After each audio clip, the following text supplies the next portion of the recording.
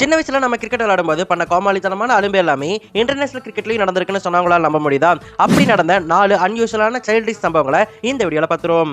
Number 1, Harris rough ரொம்பவே ஃபன்னியான ஆளுங்க. அப்படிதான் 2021 பிபிஎல் அவர் விளையாடிட்டு இருந்தாரு. அவரோட டீம் பேட்டிங் பண்ணிட்டு இருக்கும்போது நமக்கு பேட்டிங் கிடைக்காதுன்னு சொல்லிட்டு அவர் தூங்கிட்டாரு. தூங்கிட்டு இருக்கும்போது சரசரன் விக்கெட் போய் கடைசி விக்கெட்டே வந்துரும். அதுக்கப்புறம் இவரை எழுப்பி உள்ள போ அப்படின்னு சொன்ன உடனே பவுலிங் போடுறதா கூப்பிடுறாங்க அப்படின்னு சொல்லிட்டு இவரும் நடந்து போயிருப்பாரு. கிளவுஸ், பேடு, பேட்டுன்னு எதுவுமே கொண்டு போகாம.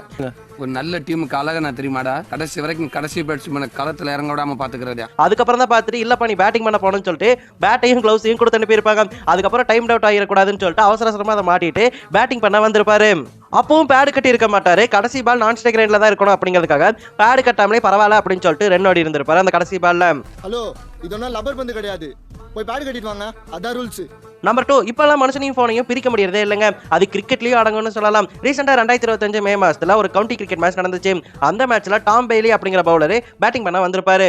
அப்போ ஒரு ரன் ஓடும்போது அவருடைய பாக்கெட்ல இருந்து மொபைல் போன் அப்படியே கீழே விழுந்துரும். என்னடா நடக்குதுன்னு சொல்லிட்டு யாருக்குமே புரியாது. மொபைல் போனோட தான் அவர் விளையாடவே தெரியாம வந்திருப்பாரு. அதுக்கப்புறம் அந்த மொபைல் போன் எடுத்து அம்பையர் கிட்ட கொடுத்துட்டு மறுபடியும் விளையாட ஆரம்பிச்சிருப்பாரு.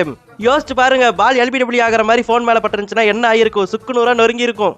நம்பர் 3, நீங்க கடைசியா எப்ப சைக்கிள் ஓட்டினீங்கன்னு சொல்லிட்டு உங்களுக்கு ஞாபகம் இருக்கா? நான் கடைசியா ஸ்கூல் படிக்கும் போது சைக்கிள் போயிட்டு இருந்தேன். ஆனா ஒரு இன்டர்நேஷனல் மேட்ச்ல இன்டர்நேஷனல் பிளேயர்ஸ் கிரவுண்டுக்கு சைக்கிள் வந்தாங்க அப்படின்னு சொன்னாங்களா நம்ப முடியுதா? உண்மையிலே நடந்திருக்குங்க. ரீசெண்டா 2025 இங்கிலாந்துக்கும் வெஸ்ட் இண்டீஸ்க்கும் லண்டன்ல ஒரு ஓடிஐ மேட்ச் நடக்கவிருந்துச்சு.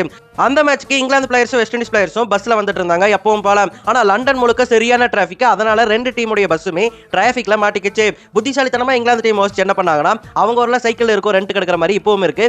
அந்த மாதிரி சைக்கிளை ரெண்ட் எடுத்துட்டு வந்துட்டு கிரவுண்டுக்கு வந்திருப்பாங்க. ஆனா வெஸ்ட் இண்டீஸ் டீமால ஒண்ணுமே பண்ணிருக்க முடியாது. அவங்க பஸ்லயே மாட்டிக்கிட்டாங்க. அதுக்கப்புறம் 40 நிமிஷம் கழிச்சு தான் அந்த மேட்ச் ஆனது தொடங்குச்சு. அதுக்கப்புறம் தான் அவங்க கிரவுண்டுக்குள்ள வந்திருந்தாங்க. நம்பர் 4, பொல்லாட் எந்த அளவுக்கு கோபப்படுவார்னு எல்லாருக்குமே தெரியும். அப்படிதான் 2021 சிபிஎல்ல வஹாப் ரியாஸ் ஒரு வைடு பால போட்டிருப்பாரு. அது டிம் சைஃபர்ட்டுக்கு கிளியரான வைடா இருந்திருக்கும். ஆனா அம்பையர் வைடு கொடுத்திருக்க மாட்டாரு. அதனால காண்டான பொல்லாடு திடீர்னு அந்த இடத்த விட்டு நடக்க ஆரம்பிச்சிருப்பாரு. எங்கடா போறாரு அப்படின்னு பார்த்தா அம்பையரை விட்டு தள்ளி 100 அடிக்கு போய் அங்க ரன்னிங் ஓடுறதுக்காக நின்று இருப்பாரு. தலைவர் அம்பையர் பேசக்கூடாதுன்னு சொன்னதுக்கே வாயில டேப் போட்டுட்டு வந்தாரு. அப்படி இருக்கும்போது இந்த மாதிரி பண்ணா சும்மா விடுவாராம்? நல்ல வேளை அங்க கேமரா இருந்துச்சு. கேமரா மட்டும் இல்ல, அம்பையரோட நிலைமை அதோ கதிதான்.